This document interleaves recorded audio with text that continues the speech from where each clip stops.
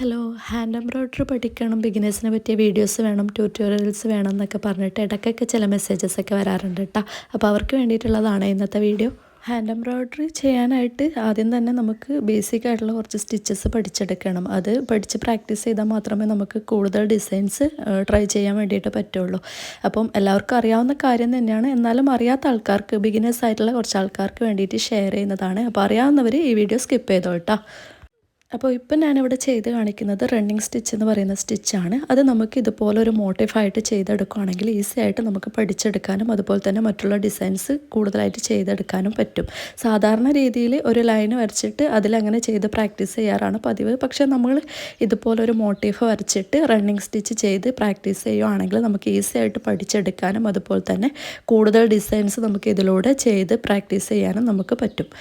അപ്പോൾ ഈ ഒരു സ്റ്റിച്ച് റണ്ണിങ് സ്റ്റിച്ച് എങ്ങനെയാണ് ചെയ്യുന്നതെന്നുള്ളത് എല്ലാവർക്കും അറിയാവുന്നത് തന്നെയായിരിക്കും. എന്നാലും ഞാൻ വീഡിയോയിൽ ജസ്റ്റ് ഒന്ന് സ്ലോ ആയിട്ട് കാണിച്ചിട്ടുണ്ട്. വീഡിയോ ശരിക്ക് കണ്ടുകഴിഞ്ഞാൽ നിങ്ങൾക്കത് മനസ്സിലാവും. ഇതുപോലെ ഗ്യാപ്പ് ഇട്ടിട്ട് ഇങ്ങനെ കോർത്തോർത്ത് സ്റ്റിച്ച് ചെയ്യുന്നതിനാണ് റണ്ണിങ് സ്റ്റിച്ച് എന്ന് പറയുന്നത്. സാധാരണ രീതിയിൽ നമ്മൾ ലൈൻസ് ഇട്ടിട്ട് പ്രാക്ടീസ് ചെയ്യുന്നതിനേക്കാളും ഇതുപോലെ നമുക്ക് എന്തെങ്കിലും ഒരു മോട്ടീഫ്, നിങ്ങൾക്ക് ഇഷ്ടമുള്ള ഒരു മോട്ടീഫ്, ഒരു ഫ്ലവർ ആയിക്കോട്ടെ അല്ലെങ്കിൽ ഇതുപോലൊരു ബട്ടർഫ്ലൈ, എന്ത് ഒബ്ജക്റ്റ് ആയിക്കോട്ടെ, അത് വരച്ചിട്ട് അതിൻ്റെ മുകളിലൂടെ നമ്മൾ ഇതുപോലെ റണ്ണിങ് സ്റ്റിച്ച് ഇട്ടിട്ട് പ്രാക്ടീസ് ചെയ്യുക. അത് അപ്പോൾ ഒരു തവണ ചെയ്താൽ തന്നെ നമുക്ക് നല്ല രീതിയിൽ അത് പ്രാക്ടീസായിട്ട് വരും.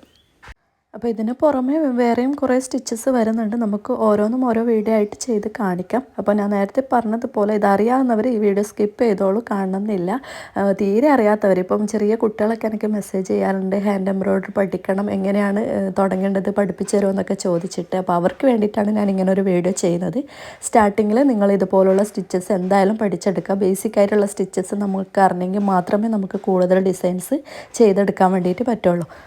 അപ്പോൾ ഹാൻഡ് എംബ്രോയ്ഡറി പഠിക്കണം, അതൊരു പ്രൊഫഷൻ ആക്കിയിട്ട് അല്ലെങ്കിൽ ഒരു ബിസിനസ്സാക്കി മാറ്റണം എന്ന് ആഗ്രഹിക്കുന്നവരുണ്ടെങ്കിൽ, ഒട്ടും അറിയാത്തവരാണെങ്കിൽ ഇതുപോലെ എൻ്റെ ഈ ഒരു വീഡിയോ നിങ്ങൾ ഫോളോ ചെയ്യുക. ഇതുപോലെ എല്ലാ സ്റ്റിച്ചസും, ബേസിക് ആയിട്ടുള്ള സ്റ്റിച്ചസൊക്കെ പഠിച്ചെടുക്കുക. നിങ്ങളുടെ ഫ്രീ ടൈം മാറ്റി വെച്ചാൽ തന്നെ നിങ്ങൾക്ക് ഈസി ആയിട്ട് പഠിച്ചെടുക്കാൻ പറ്റും. അപ്പോൾ ഈ വീഡിയോ യൂസ്ഫുൾ ആവുകയാണെങ്കിൽ ലൈക്ക് ചെയ്യാൻ വേണ്ടി മറക്കണ്ട. ബൈ.